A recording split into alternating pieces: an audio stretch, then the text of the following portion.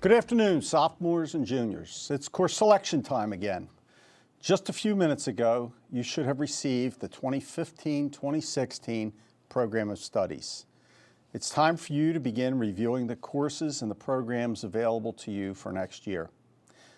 Let's begin with the end in mind. The deadline for student and parent-initiated course changes is June 12th. This means that decisions about course or level changes must be made before you receive your final report card.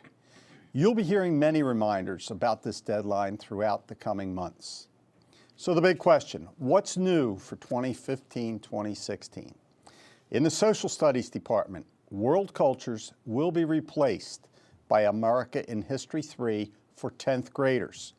The caution here is that current 10th graders who fail World Cultures with an E this year must plan to attend summer school this summer because it will be your last chance to remediate the failed World Cultures course. Current sophomores who have deferred World Cultures will need to select America in History 3 in order to meet their social studies requirement for graduation. In the Family and Consumer Science Department, the Child Development and Preschool Lab classes will only be offered at the 5.0 level next year. In the Tech Ed Department, the Engineering, Design, and Development, that's the EDD class, will become a 6.0 honors level course. In the Science Department, we will be introducing 2 new AP Physics courses, each offered 7 periods per cycle, while retaining the current AP Physics course at 8 periods per cycle. Please listen carefully to your science teacher's recommendations so that you can select the right physics course for you. You're going to find a new icon in the Program of Studies booklet. It's designed to look like a donut because courses bearing this symbol will meet a dozen times per cycle.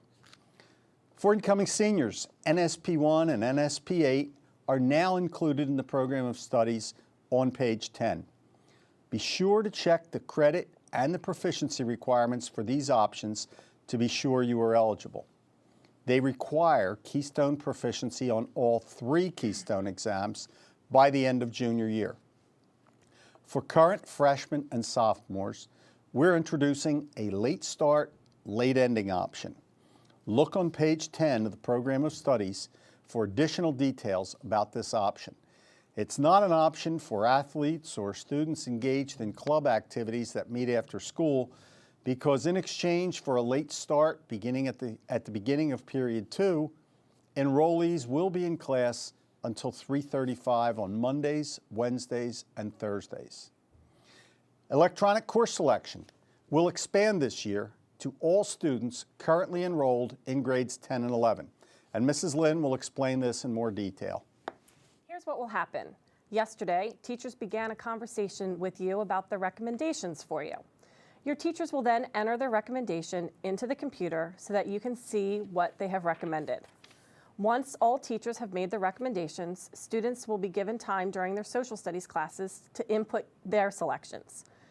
Counselors will then review your teacher's recommendations and your choices to be certain that prerequisites are met and the proper number of courses and credits are selected. At some point between now and early June, counselors will meet with every student to determine alternate courses for all elective classes. Alternates are needed in the event that we are unable to schedule your initial electives. 10th graders will be asked to complete the electronic course selection process during their World Cultures classes on Tuesday, February 10th. 11th graders will be asked to complete their electronic course selection process in their American Cultures classes on Monday, February 9th. Student online access will close at 8 a.m. on Friday, February 13th. Any changes you wish to make between February 13th and June 12th will need to be processed through your guidance counselor. In preparation for the electronic course selection process, we ask that you use the worksheet on the back of your Program of Studies to plan your choices before entering them electronically. This process is intended to maximize the amount of time your counselors have to review the information and ensure that we have accurate and complete course requests from every student. It is important for you to know that individual meetings with counselors are not necessary until you are prepared to select alternate courses.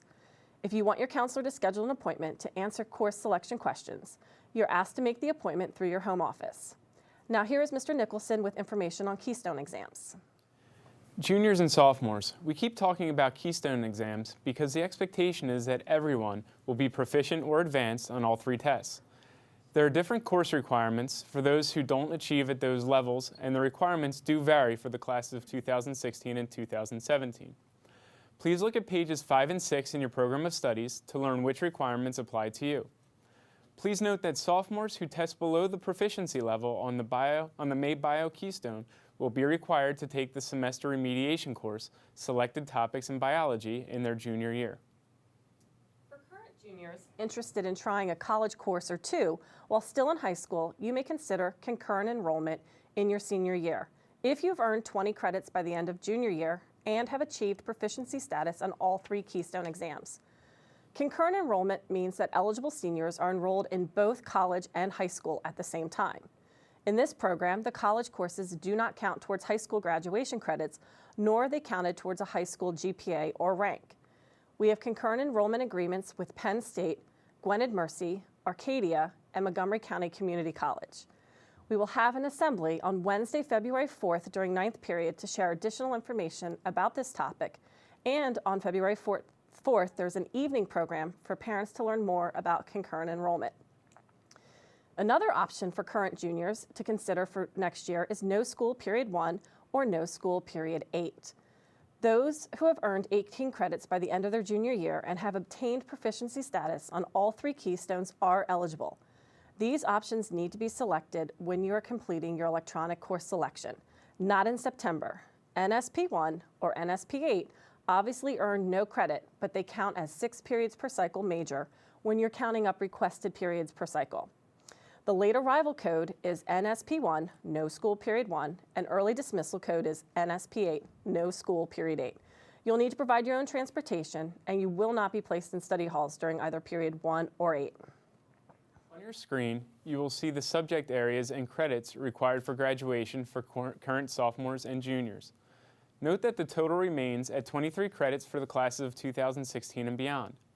This information can also be found in the front of the program of studies on page 4. I want to remind sophomores that promotion to grade 11 requires a total of 11 credits. Remember, 11 credits makes you an 11th grader.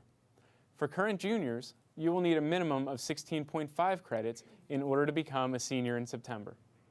In the front of the program of studies on page 12, there's a listing of courses for which summer assignments are required. Those who have selected any of these courses need to be sure they receive the summer assignment packet from their current teacher in that subject area before leaving in June for summer vacation. Every required English major, English 10, 11, and 12, has mandated summer reading regardless of the course level. Summer assignments will also be available online after June 1st. Please note that English reading assignments for every course and level are due in the opening week of school in the fall. In the area of physical education, all current sophomores will need to select Lifetime Fitness 7910 for their junior year PE class. All current juniors need to select 2 of 4 PE semester offerings. These choices are Adventure Education, Racket Sports, Personal Fitness, and Team Sports. Are you interested in our JROTC program? Those who enroll in the program will be provided uniforms at the expense of the Air Force, and those who successfully complete 2 years or more of the program are eligible for advanced standing in college ROTC or advanced pay grades over others who enlist after high school. Additionally, for a nominal fee, college elective credits are available through Adams College in Colorado to those who earn a B or better in a JROTC course. Our program of studies booklet is over 70 pages in length. Just in case you cannot find the course you need or want within this booklet, we also have the availability of Virtual High School, which allows students the opportunity to take a course online during the school day. The courses offered in Virtual High School are generally semester majors, meeting 6 periods per cycle, with the provision that the virtual course may not be offered in any other way in this high school. If you're interested, see Mr. Swindells in A11. Virtual High School offers semester courses at both the 5.0 and 6.0 levels and a full-year AP Environmental Science course. For further information on available offerings, please check out the website you see at the bottom of your screen. It is also listed under Virtual High School in your program of studies. Dual enrollment is another option available to incoming juniors and seniors, and it provides on-campus and off-campus opportunities. On-campus opportunities are primarily through Gwynedd Mercy University and exist in the business education and FCS departments. Off-campus opportunities are offered primarily through Montgomery County Community College and have Keystone proficiency as a prerequisite. Courses available for on-campus dual enrollment are Preschool Lab 2, Business Administration, Accounting 2, Marketing Strategies, Entrepreneurship, and Sports and Entertainment Marketing. Please note, if dual credit is desired for these courses, college tuition fees are the responsibility of the student. So let's talk about leveling. Here's our leveling philosophy for English, Social Studies, Math, and Science. If you're earning an A or A+ in your current level, you should move up to the next higher level course in the sequence if one is offered. If you're earning a B or B+, you should consider the benefits of moving up to the next higher level course in the sequence. If you are earning a C or C+, you should hold at your current level. If you're earning D, the reason you're earning the D plays an important role in determining your course level for next year. We want to encourage each of you to challenge yourself at the highest level possible, but we don't want you in a situation that puts you in the failing range in spite of your best efforts. Talk to students currently in the course you're considering to learn expectations so you can make informed decisions. On your screen, you are seeing a picture of the offerings in the Science Department, shown on pages 19 and 20 in your program of studies. Note the information on the charts in this portion of the program of studies as you make your selection. These charts tell you whether the course is a semester or full year course, the course level, the course value, and the grade or grades in which the course may be taken. Note the little graduation caps on the left. They signal current juniors whenever the graduation project is available for completion within the context of the course. Recall that the class of 2016 is the last class to have a required graduation project, so current sophomores do not have to worry about the graduation project. Current juniors who need to learn more about graduation project requirements are asked to see Mrs. Seiler in A6. There are two ways to meet graduation project requirements, either as an independent study project or the project can be completed within a regularly scheduled course, one of those that has the graduation cap sign in your program of studies. For current juniors interested in the Work Career Study program, the Work Career Study program needs to be selected as your first choice during course selection time.